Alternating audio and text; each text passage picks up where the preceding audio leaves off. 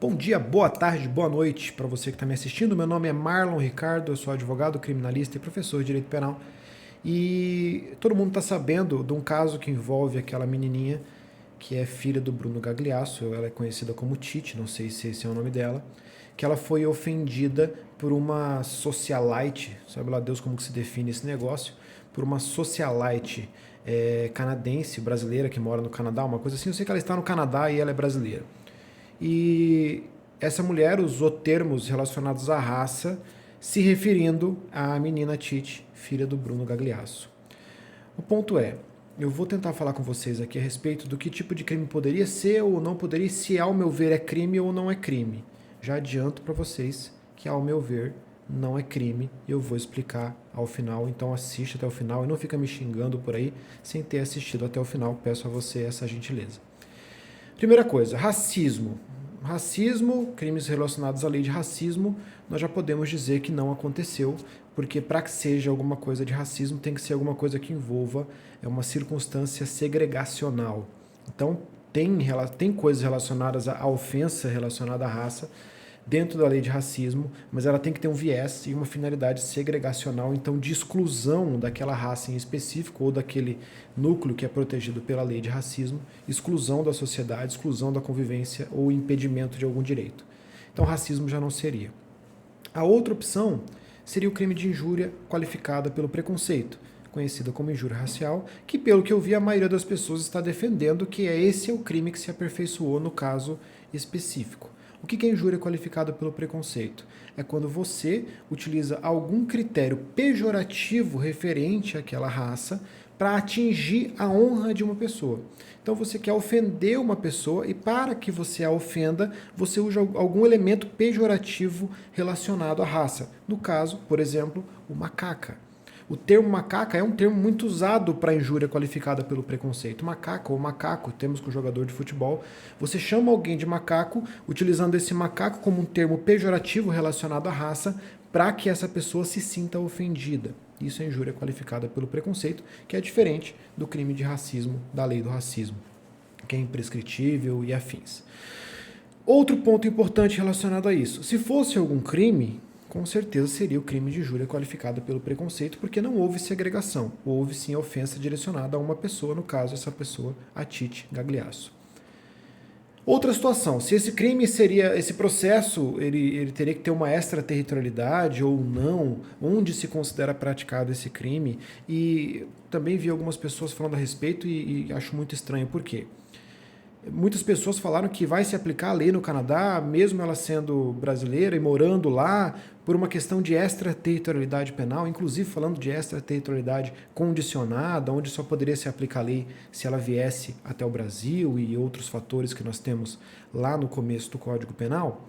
Mas eu acho que se fosse esse crime, ele não seria um caso de extraterritorialidade, sim um caso de territorialidade. Porque nós estamos falando não de quando aconteceu o crime, que nós temos a teoria objetiva. A teoria objetiva diz que quando o crime aconteceu no momento da ação ou da omissão, independente do momento do resultado. E sim a teoria da ubiquidade, no caso do território onde aconteceu esse crime, que é o que nos importa. Então esse crime ele aconteceu, ao meu ver, se ele tivesse acontecido, ele teria acontecido no Brasil. Por quê? Porque o crime de injúria ele se aperfeiçoa no momento em que a pessoa fica sabendo dessa injúria. Então, essa pessoa ficaria sabendo no Brasil, logo o crime teria acontecido no Brasil, já que para território, para saber onde aconteceu o crime, nós podemos considerar o local do crime, ou o local da ação ou da omissão, ou o local do resultado, que é o caso, que é a consumação do crime, que é o momento que a menina ficou sabendo. E esse é o ponto que eu acho que é o liame de separação para chegar à minha conclusão de que eu acho que crime não aconteceu. É uma atitude horrível, essa mulher tinha que se ferrar, pelo que eu fiquei sabendo, não é a primeira vez que ela faz esse tipo de coisa, mas eu estou me atendo à parte técnica, e a parte técnica, ao meu ver, diz que não é crime. Por quê? Porque nós estamos falando do crime de injúria. E o crime de injúria é um crime que ele vai contra a honra subjetiva do cidadão. Ou seja, ele diz respeito à sua autoestima. O crime de injúria, ele só existe quando a pessoa fica sabendo da existência desse crime. Então, o agredido, ele só vai poder se considerar injuriado a partir do momento que ele sabe que ele foi agredido, porque o crime de injúria visa atingir a autoestima desse cidadão, que é a honra subjetiva. O que faz com que essa pessoa que tem que ser atingida, ela tenha que ter um mínimo de discernimento para que aquela ofensa consiga lhe atingir a autoestima ou tenha essa possibilidade. Nós dizemos e ensinamos, a maioria da doutrina entende, que para a consumação do crime de injúria, seja injúria racial, seja injúria simples ou qualquer tipo de injúria, a vítima deve ter capacidade de compreensão. Então, por exemplo, se formos pegar um exemplo um pouco mais esdrúxulo, pegamos um bebezinho de 3 meses de idade. Quando você vira para esse bebezinho e fala assim, nossa, mas como você é feio, esse bebê não tem capacidade de compreensão a respeito daquela ofensa, ele não entende, ele vai dar risada na sua cara se ele não fizer xixi na sua cara. Então ele não entende, então ele não pode ser vítima do crime de injúria. Pelo que eu sei, essa menina ela tem 4 anos. Se ela já está sabendo dessa situação, o que eu acredito que não tenha acontecido, porque eu assisti assisti uma entrevista do Bruno Gagliasso para um desses programas de imprensa mais bruta, e nesse programa ele disse, eu estou aqui na delegacia porque daqui a algum tempo ela vai ver no Google, vai dar um Google e vai descobrir o que aconteceu e descobrir que os seus pais não ficaram parados e eles foram atrás de resolver o problema e de lutar pelos direitos dela, mesmo com ela tendo 4 anos. Logo, se ela vai dar um Google daqui a alguns anos e descobrir a ofensa que aconteceu, não temos o crime de injúria, pois o crime de injúria ele é consumado no momento em que a pessoa agredida fica sabendo da ofensa que foi realizada. Se ela não está sabendo da ofensa que foi realizada, o crime de injúria até o momento não se aperfeiçoou. Isso é o meu entendimento, isso sem considerar o fato, apesar de que uma menina de 4 anos é uma menina que tem capacidade de se ofender, digo isso porque eu tenho uma filha de 2 anos e meio, 2 anos e 7 meses, e se você virar para ela e falar que ela é feia, ela vai ficar muito triste e ela vai chorar.